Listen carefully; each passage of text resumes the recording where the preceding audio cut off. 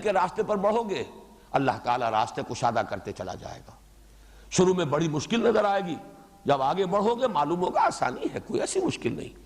بڑا کٹھن مرحلہ نظر آ رہا تھا لیکن یہ تو اتنا کٹھن ثابت نہیں ہوا، تیسیر ہے یہ، اللہ اس کو آسان بناتا چلا جاتا ہے۔ فَسَنُيَسِّرُهُ لِلْيُسْرَى، غلط راستہ اختیار کرو گے اللہ وہ کھول دے گا، جاؤ بڑھو۔ آج تھوڑے درجے کی بے حیائی تھی، کل اس سے کہیں 10 گنا درجے کی بے حیائی کا ارتکاب کرو گے، اس کے بعد اس سے بھی 100 درجے بڑھ جاؤ گے، بے حیائی میں بڑھتے چلے جاؤ گے، یہاں تک کہ حس ختم ہو جائے گی۔ حق کی طرف اب مراجعت کا امکان نہیں رہے گا، جس کو انگریزی میں کہتے ہیں پوائنٹ آف نو ریٹرن، اب واپسی کا کوئی امکان نہیں۔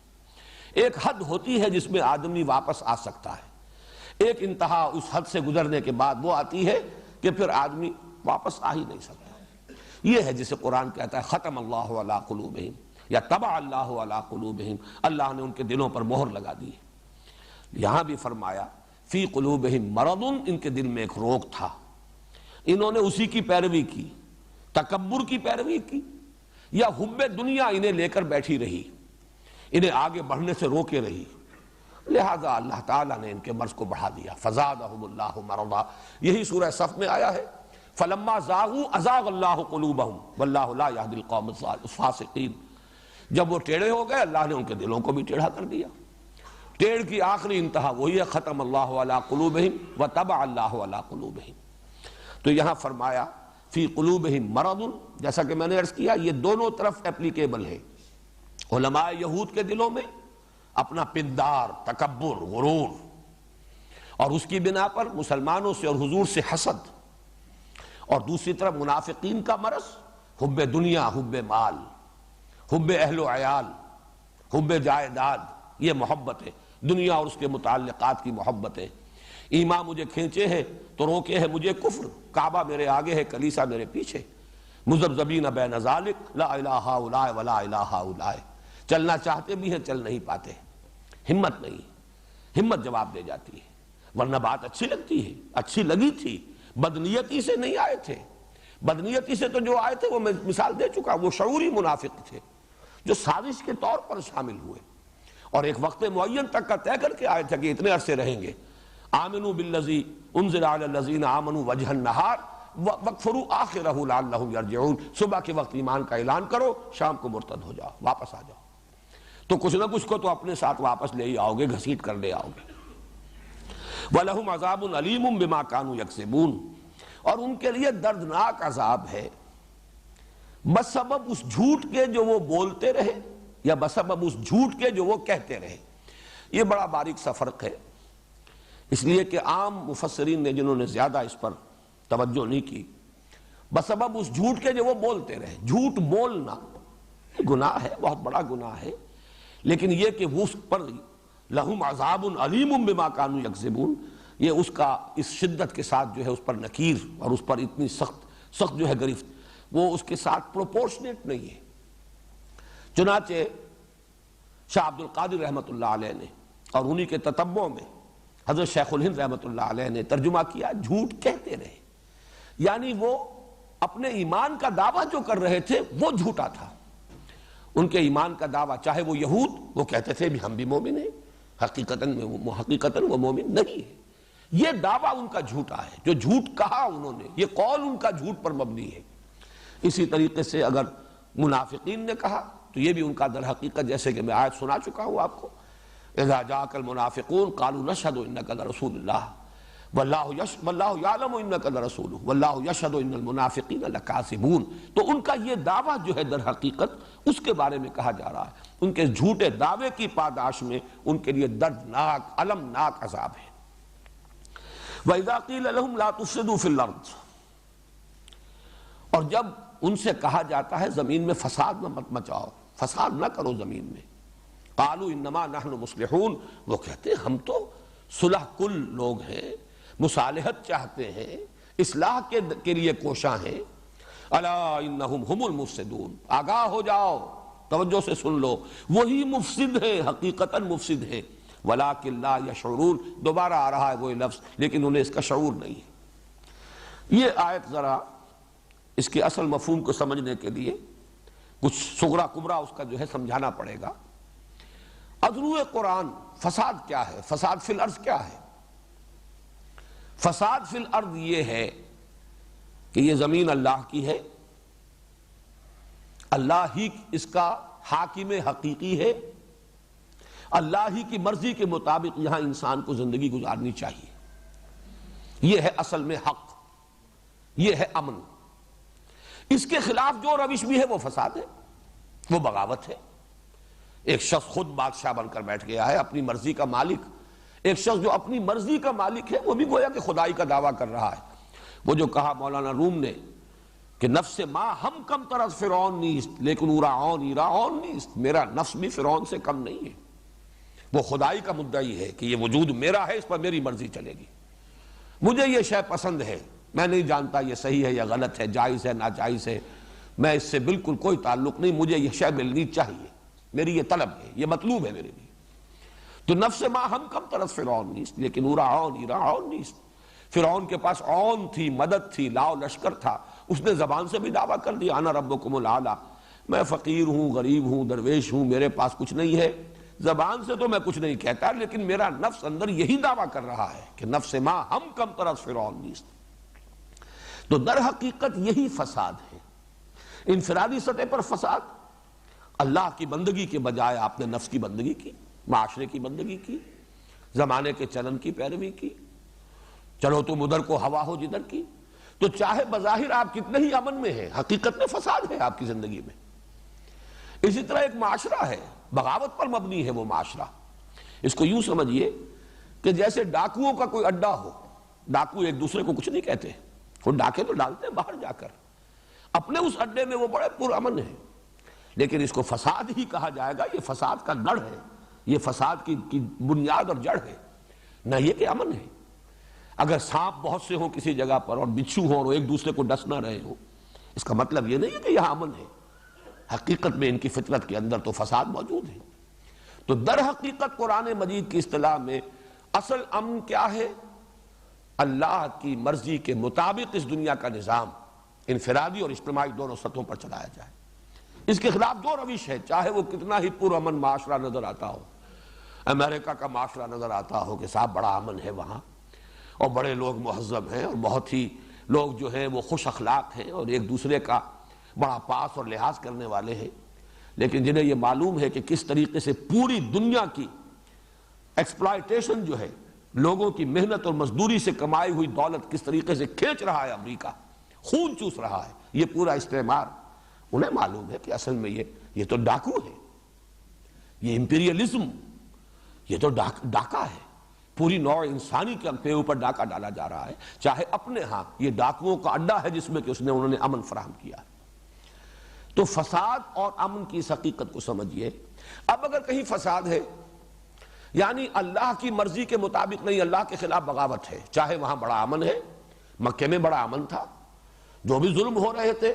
غلاموں کے اوپر ہو رہے تھے وہ بھی سہ رہے تھے بیچارے، کوئی چیخ پکار نہیں تھی، بڑا امن تھا، لیکن نظام غلط ہے، یہ فاسدانہ نظام ہے، مفسدانہ نظام ہے۔ اس کو بدلنے کے لیے اب محمد الرسول اللہ والذین معہ اب کوشاں ہیں، ایک پیدا ہوا ہے تصادم ماحول کے اندر، اسی کا اگلا مرحلہ وہ ہے جو مدنی دور میں آیا جس میں اب جنگ و جدال بھی ہے، قاتلوا فی سبیل اللہ الذین یقاتلونکم۔ تو در حقیقت اس فساد کو ختم کرنے کے لیے چاہے بظاہر یہاں جنگ کی جا رہی ہے، خونریزی کی جا رہی ہے، لیکن یہ امن ہے، اور وہ لوگ جو کہتے نہیں بھائی لڑو بھیڑو نہیں، امن سے رہو، چلو مان لو باطل کو بھی مان لو، ریکگنائز کر لو، کچھ ان سے ان کی مانو کچھ اپنی منوا لو، اور بجائے اس کے کہ تم یہ جو جد و جہد کر رہے ہو اس میں اپنا بھی نقصان کر رہے ہو، اپنا بھی تن من دھن، اپنی بھی قربانیاں، اپنے لیے بھی مصائب، اپنے لیے بھی مشکلات، اور دوسروں کا بھی بہرحال خون گر رہا ہے، خون ریزی ہو رہی ہے، اس کی بجائے اس سب کو چھوڑو اور امن کی کیفیت اختیار کرو، یہ فساد ہے اصل میں۔ اس جد و جہد کو سیبوٹاج کرنا، جو اس بغاوت فی الارض جو ہے اللہ تعالیٰ کے خلاف، اس کو رفع کرنے کے لیے اللہ کے وفادار بندے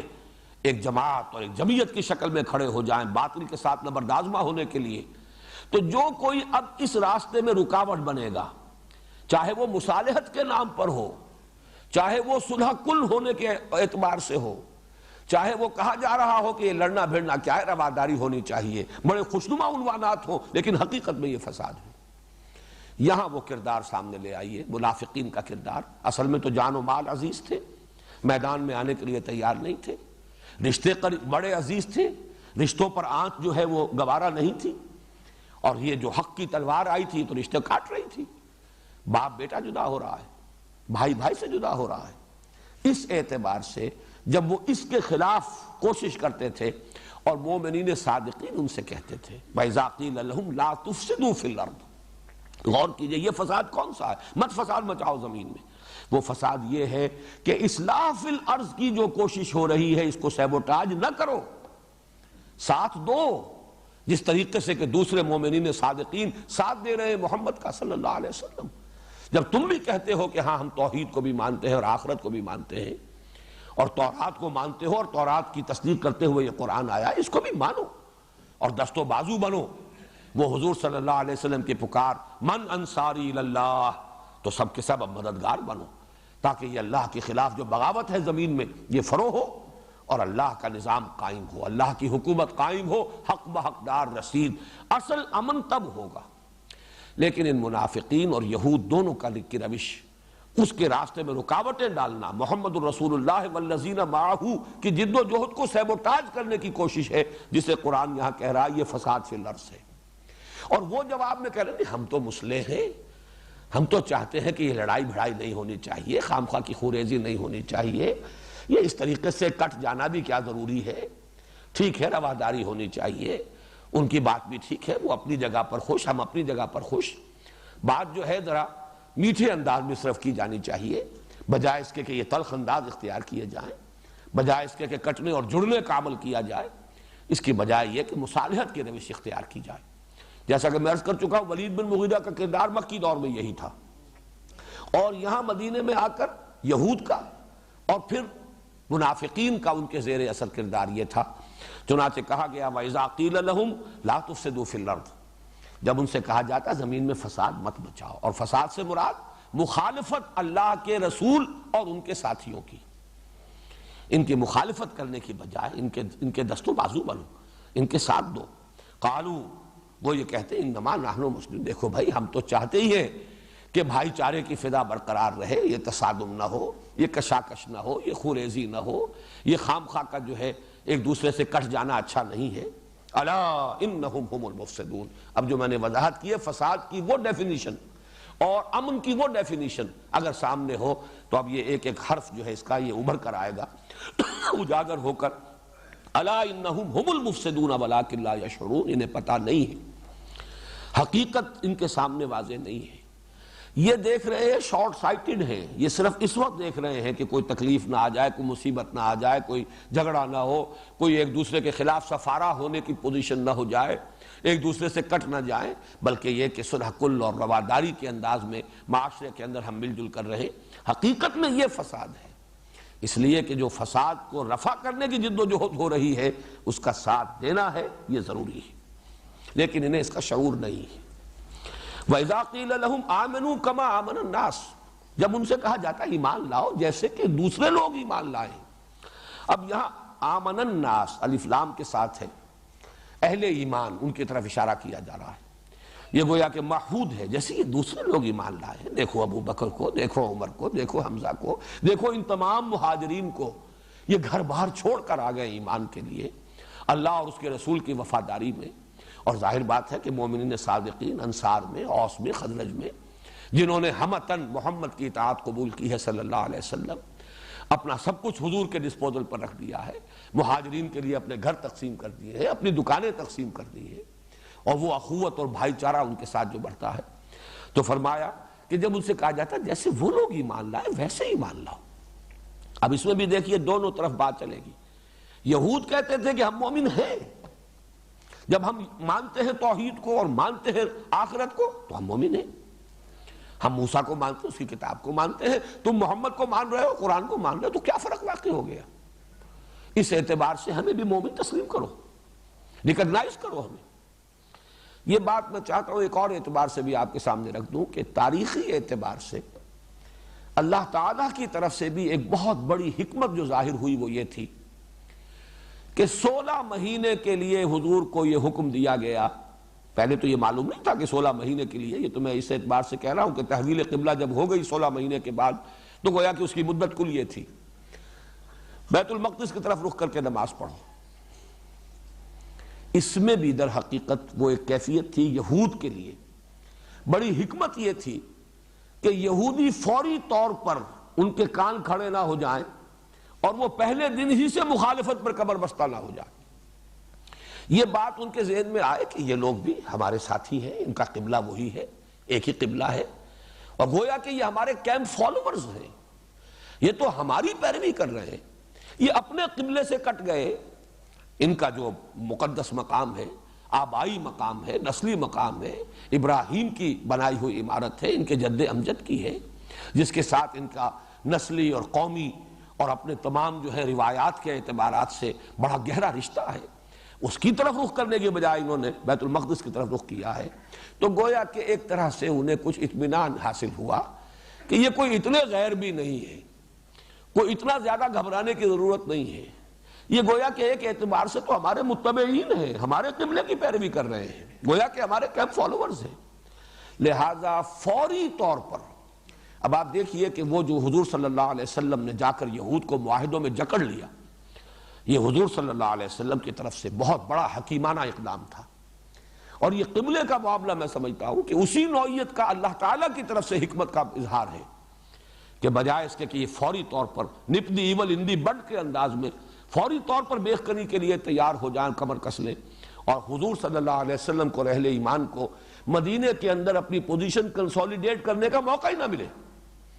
یہ 16 مہینے محمد رسول اللہ کو ملے صلی اللہ علیہ وسلم. اس میں آپ نے اپنی پوزیشن کو مستحکم کر لیا اور انہیں جکڑ لیا معاہدوں کے اندر. اور اس کے اندر وہ ایسے جکڑے گئے ہیں کہ پھر سازشیں کرتے رہے، جھوٹ بولتے رہے، اوپر سے صلح اور نیچے سے سازش. ظاہر بات ہے جو شخص یہ رویہ اختیار کرتا ہے اس کی اپنی کوئی مورل سٹرینتھ باقی نہیں رہتی، اس کے اپنے اندر کوئی اخلاقی قوت برقرار نہیں رہتی. وہ تو خود اپنے ضمیر کے سامنے مجرم ہوتا ہے کہ اوپر سے صلح کیے ہوئے ہوں اور میں بباطن ان کے خلاف سازش کر رہا ہوں.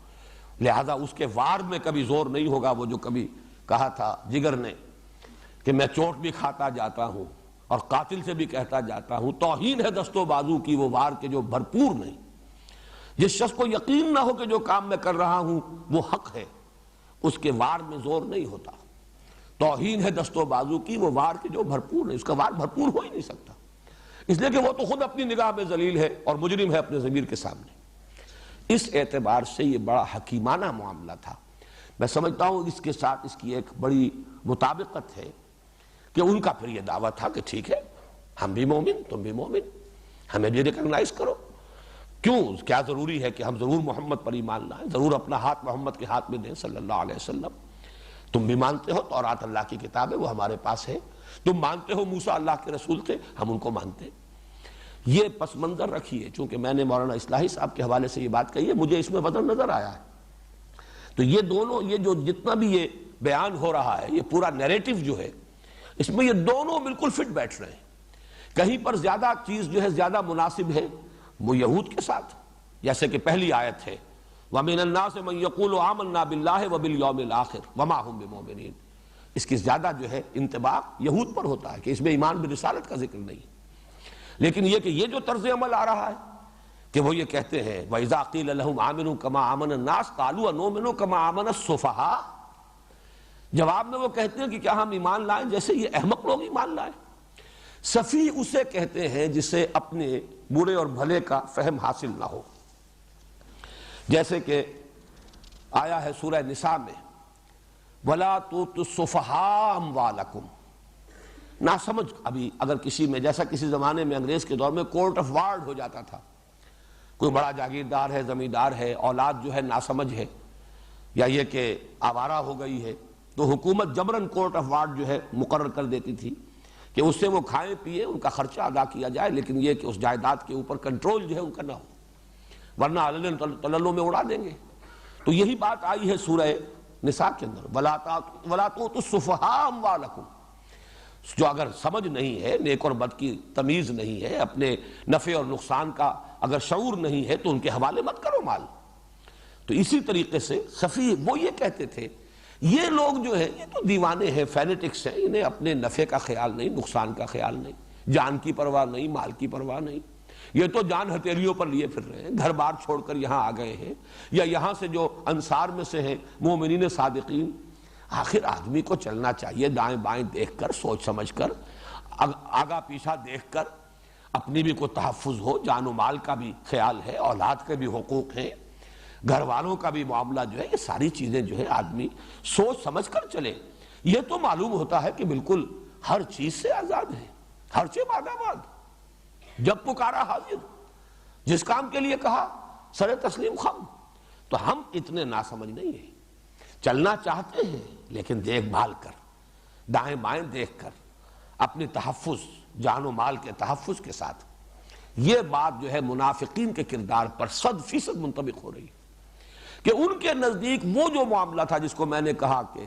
ہرچہ بعد آباد ماں کشتی دراب انداختیں، یہ گویا کہ حماقت ہے، آدمی کو چلنا چاہیے۔ بلکہ مجھے یاد آ گئی سورہ حج کی وہ آیت، وَمِنَ النَّاسِ مَن يَعْبُدُ اللَّهَ عَلَى حَرْفٍ فَإِنْ أَصَابَهُ خَيْرٌ اطْمَأَنَّ بِهِ وَإِنْ أَصَابَتْهُ فِتْنَةٌ انقلب عَلَى وَجْهِهِ خَسِرَ الدُّنْيَا وَالْآخِرَةَ۔ لوگوں میں کچھ ایسے بھی ہیں کہ جو کنارے کنارے بندگی کرنا چاہتے ہیں، اللہ کی مجدھار میں کودنا بھی چاہتے ہیں، وہ آخرت بھی چاہتے ہیں لیکن دنیا کا گھاٹا بھی گوارا نہیں ہے، ہمیں دین بھی ملے لیکن دنیا کا بھی نقصان نہ ہو، جنت بھی مل جائے لیکن یہاں کی ابھی کوئی قربانی نہ دینی پڑے۔ تو اعلیٰ حرف، کنارے کنارے، وَمِنَ النَّاسِ مَن يَعْبُدُ اللَّهَ عَلَىٰ حَرْفٍ، بندگی تو کرنا چاہتے ہیں اللہ کی لیکن ذرا کنارے کنارے، حفاظت کے ساتھ، سیفٹی فرسٹ، اپنی تحفظ کا پہلے خیال رہے۔ وہ فرمایا بڑی پیاری وضاحت، فَإِنْ أَصَابَهُ خَيْرٌ اطْمَأَنَّ بِهِ، اگر خیر ہو، خیریت ہو، مال غنیمت بھی مل گیا ہے، کچھ کرنا بھی نہیں پڑا، ہینگ لگی نہ پھٹکڑی اور رنگ بھی چوکھا آ گیا تو بڑے مطمئن۔ وَإِنْ أَصَابَتْهُ فِتْنَةٌ انقلب عَلَى وَجْهِهِ خَسِرَ الدُّنْيَا وَالْآخِرَةَ، اور اگر کہیں فتنہ، آزمائش، ابتلاء، امتحان، جان و مال کے لیے خطرات آ گئے تو اوندھے منہ گر پڑے۔ خسر الدنیا والآخرہ، یہ دنیا اور آخرت دونوں کا خسارہ ہے، تباہی اور بربادی ہے۔ یہ ہے وہ کردار جو اب ظاہر بات ہے جو لوگ یہ کر رہے تھے، جان و مال کی بازیاں لگا رہے ہیں اور کھیل رہے ہیں، ان کو وہ کہتے تھے بے وقوف ہیں، ناسمجھ ہیں، فینیٹکس ہیں، دیوانے ہیں، انہیں اپنے بھلے اور برے کی سوچ نہیں رہی، وہ مستقبل کا کچھ خیال نہیں رہا، اپنے اہل و عیال کا خیال نہیں کر رہے، کوئی تحفظ جو ہے ان کے سامنے نہیں ہے۔ وَإِذَا قِيلَ لَهُمْ آمِنُوا كَمَا آمَنَ النَّاسُ قَالُوا أَنُؤْمِنُ كَمَا آمَنَ السُّفَهَاءُ أَلَا إِنَّهُمْ هُمُ السُّفَهَاءُ وَلَكِنْ لَا يَعْلَمُونَ، آگاہ ہو جاؤ کہ یہی بے وقوف ہے، یہی احمق ہے، یہی ناسمجھ ہے، لیکن انہیں علم نہیں ہے۔ ایمان کے اعتبار سے سب سے زیادہ کامیابی کی تجارت تو وہ ہے، اصل تجارت تو وہ ہے، جان اور مال اللہ کے حوالے کر دو۔ ان اللہ اشترى من المؤمنین انفسهم واموالهم بان لهم الجنہ یقاتلون فی سبیل اللہ فیقتلون ویقتلون وعدا علیہ حقا فی التوراة والانجیل والقرآن ومن اوفى بعہدہ من اللہ فاستبشروا ببیعکم الذی بایعتم بہ۔ اللہ کے ساتھ یہ سودا کرو تو خوشیاں مناؤ، اس سے بڑا سودا کوئی نہیں، اس سے زیادہ نفع کا معاملہ کوئی نہیں۔ وہ وعدہ جو اللہ نے جنت کا کیا، بأن لہم الجنہ، کتنا پختہ وعدہ، وعدا علیہ حقا فی التوراة والانجیل والقرآن، تین مرتبہ اللہ نے اپنے اس وعدے کی توثیق کی ہے، تورات میں بھی یہ وعدہ آیا، انجیل میں آیا، قرآن میں آیا۔ وَمَنْ أَوْفَىٰ بِعَهْدِهِ مِنَ اللَّهِ، اور ذرا سوچو اللہ سے بڑھ کر اپنے عہد کا پورا کرنے والا کون ہوگا؟ فَاسْتَبْشِرُوا، تو اگر یہ سودا کر لیا تو خوشیاں مناؤ۔ تو اگر تو ایمان کی رمق ہو تو محسوس ہوگا کہ اس سے بڑا، اس سے زیادہ رفع بخش سودا کوئی ہے نہیں۔ اصل میں وہ علم حقیقی انہیں حاصل نہیں ہے، اصل میں اس ایمان حقیقی سے محروم ہے، اس لیے ان کو کہہ رہے ہیں احمق، ان کو سمجھ رہے ہیں ناسمجھ، کہ جو اصل سمجھدار ہے یہ الا انہم ہم السفہاء ولکن لا یعلمون۔ وَإِذَا لَقُوا الَّذِينَ آمَنُوا قَالُوا آمَنَّا، اور جب یہ ملتے ہیں، ملاقات کرتے ہیں اہل ایمان سے تو کہتے ہیں ہم بھی ایمان رکھتے ہیں یا ہم بھی ایمان لائے ہیں۔ یہ دونوں ترجمے میں کس اعتبار سے کر رہا ہوں؟ اگر وہ یہود کو کے اوپر منطبق کریں گے تو ہم بھی ایمان رکھتے ہیں، آخر اللہ کو مانتے ہیں، آخرت کو مانتے ہیں، رسولوں کو مانتے ہیں، ابراہیم کو مانتے ہیں، موسیٰ کو مانتے ہیں، تورات ہے ہمارے پاس اس کو مانتے ہیں، ہم بھی مومن ہیں۔ یا یہ کہ پھر وہ دعویٰ کرتے ہیں منافقین کہ ہم بھی ایمان لے آئے ہیں، ہم بھی محمد کو مانتے ہیں صلی اللہ علیہ وسلم، ایمان لے آئے ہیں، لیکن یہ کہ جب وہ اپنے شیاطین کے پاس، یہ شیطان کے لفظ کی تھوڑی سی وضاحت میں کر دوں، اس میں اختلاف ہے۔ ایک رائے تو یہ ہے، اور امام راغب نے تو اسی کو اولیت دی ہے، ترجیح دی ہے، کہ اس میں نون جو ہے وہ اصلی ہے شطنا، شطنا کے معنی ہے تباعدہ، دور ہو جانا، یعنی دوری سرکشی کے اعتبار سے بھی، دوری معصیت کے اعتبار سے بھی، اللہ سے دور ہو جانا، ہدایت سے دور ہو جانا۔ تو اب شیطان وہ ہے کہ جو بہت دور ہو گیا ہدایت سے، اللہ سے بہت دور۔ اور ایک یہ ہے کہ یہ شاطا یشیتوں سے فعلان کے وزن پر مبالغے کا صیغہ ہے۔ شاطا یشیتوں کے معنی ہوتے ہیں احترق غضبا و حسدا، کوئی شخص غصے اور حسد کے اندر جل جائے، جل بھول کر کباب ہو جانا جس کو کہتے ہیں، وہ ہے شاطا یشیت، اور اس سے پھر فعلان کے وزن پر شیطان، غصے اور حسد کی آگ میں جل اٹھنے والا، جل کر بھسم ہونے والا، وہ شیطان ہے۔ اس اعتبار سے امام راغب نے ایک حدیث بھی کوٹ کی ہے حضور صلی اللہ علیہ وسلم کی، الحسد شیطان والغضب شیطان، یہ حسد اور غضب، یہ دو چیزیں جو ہیں یہی اصل شیطنت کی بنیاد ہے۔ شیطنت انہی کی بنیاد پر قائم ہوتی ہے، پروان چڑھتی ہے۔ یہاں مراد ہے جو ان کے سردار تھے بڑے چودھری، اور معلوم ہوتا ہے کہ اس سے مراد جو ہے وہ یہود کے علماء، اس لیے کہ ظاہر بات ہے اوس اور خزرج کے جو بڑے سردار تھے وہ تو ایمان لے آئے تھے۔ ایک ہے وہ عبداللہ ابن ابی خزرجی تھا، وہ منافقین کا سردار ہے۔ تو یہ بھی دونوں کے اندر یہ آئے گا کہ ان میں سے جو اہل کتاب ایسے تھے جو کہتے تھے کہ ہم بھی ایمان لائے ہیں، بھائی ہم بھی مومن ہیں، ہم بھی مانتے ہیں توحید کو، آخرت کو، لیکن جا کر پھر اپنے لوگوں کو مطمئن کرنا پڑتا تھا، گھبرائیں نہیں، ہمارے بارے میں کوئی آپ کو سوء ظن نہ ہو جائے، ہم آپ کے ساتھ ہی ہیں۔ لیکن یہ کہ ذرا ان مسلمانوں کو ذرا تھوڑا سا ان کے ساتھ استہزاء کر رہے ہیں، مذاق اڑا رہے ہیں۔ اسی طرح وہ جو منافق تھے، منافق تو ہے ہی وہ کہ جو دو طرف رہنا چاہتا ہے، لا الہ ہؤلاء ولا الہ ہؤلاء، یکسو تو ہونا چاہتا ہی نہیں۔ وہ اہل ایمان کے ساتھ ہو جائے تو اس کا مطلب ہے تعلق توڑنا پڑے گا انہیں کفار کے ساتھ، اور وہ توڑنے کے لیے تیار نہیں۔ اگر وہ کفار کے ساتھ ہو جائیں تو تعلق ٹوٹتا ہے اہل ایمان سے۔ وہ ان کا روش یہ تھی کہ تیل دیکھو، تیل کی دھار دیکھو، دیکھو اونٹ کس کروٹ بیٹھتا ہے۔ تو دونوں سے، جس کو انگریزی میں کہتے ہیں don't put all your eggs in one basket, کہ اگر کہیں وہ اس باسکٹ جو ہے وہ کہیں گر گئی تو سارے کے سارے انڈے جو ہیں ختم ہو جائیں گے، تو کچھ تقسیم کر کے رکھو، کچھ نہ کچھ گڈ آفیسز اپنے مینٹین کرو، اہل ایمان کے ساتھ بھی اور ان کفار کے ساتھ بھی۔ ویسے یہ کہ سورہ مجادلہ میں تو اس کا نقشہ کھینچا گیا ہے کہ الم تر الی الذین تولوا قوما غضب اللہ علیہم ما هم منکم ولا منہم یحلفون علی الکذب وهم یعلمون۔ یہ جھوٹا حلف لے رہے ہیں، جھوٹ بول رہے ہیں، یہ نہ ان میں سے ہے نہ تم میں سے ہے مسلمانوں۔ اگرچہ انہوں نے ان کے ساتھ گٹھ جوڑ کیا ہے، انہیں بھی اپنی وفاداریوں کا یقین دلایا ہے، وہ سردار جو ہے کفر کے یا وہ علماء یہود کے، ان کو بھی جا کر اپنی وفاداری کا یقین دلاتے، حقیقت میں یہ ان کے بھی نہیں ہے، نہ یہ ان کے ہیں نہ تمہارے ہیں۔ لا الہ ہؤلاء ولا الہ ہؤلاء مذبذبین بین ذلک، یہ سورہ نساء میں ہے۔ اور سورہ مجادلہ کی آیت الم تر الی الذین تولوا قوما غضب اللہ علیہم ما هم منکم ولا منہم یحلفون علی الکذب وهم یعلمون۔ تو یہ آیت بھی دونوں پر منطبق ہوتی ہے۔ اذا لقوا الذین آمنوا قالوا آمنا وَإِذَا خَلَوْا إِلَىٰ شَيَاطِينِهِمْ قَالُوا إِنَّا مَعَكُمْ إِنَّمَا نَحْنُ مُسْتَهْزِئُونَ اللَّهُ يَسْتَهْزِئُ بِهِمْ وَيَمُدُّهُمْ فِي طُغْيَانِهِمْ يَعْمَهُونَ۔ اصل میں تو اللہ ان کا مذاق اڑا رہا ہے، تماشا بن رہے ہیں۔ اب دیکھیے حقیقت بین نگاہ جو ہے وہ دیکھ رہی ہے کہ یہ کس طرح اپنے جال میں خود پھنستے چلے جا رہے ہیں، اپنی عاقبت کو کس طرح تباہ کر رہے ہیں۔ اللہ کی آنکھ تو ہے جو حقائق کو دیکھ رہی ہے۔ واللہ، اب ظاہر بات ہے یہ اس معنی میں اس لفظ کا اطلاق اللہ کی ذات پر کچھ مناسب نہیں ہے کہ اللہ مذاق اڑاتا ہے، لیکن تعبیر ہے، اس کی تعبیر کے لیے انداز اختیار کیا گیا۔ وَيَمُدُّهُمْ فِي طُغْيَانِهِمْ يَعْمَهُونَ۔ اب وہ کیا ہے استہزاء جو اللہ کی طرف سے ہو رہا ہے کہ رسی دراز کر رہا ہے، استدراج جسے کہتے ہیں، انہیں ڈھیل دے رہا ہے، اور یہ اندھے بہرے ہو کر اس میں بڑھتے چلے جا رہے ہیں اپنی سرکشی میں۔ اس آیت کے بارے میں بھی ابھی مزید کچھ عرض کروں گا انشاءاللہ کل۔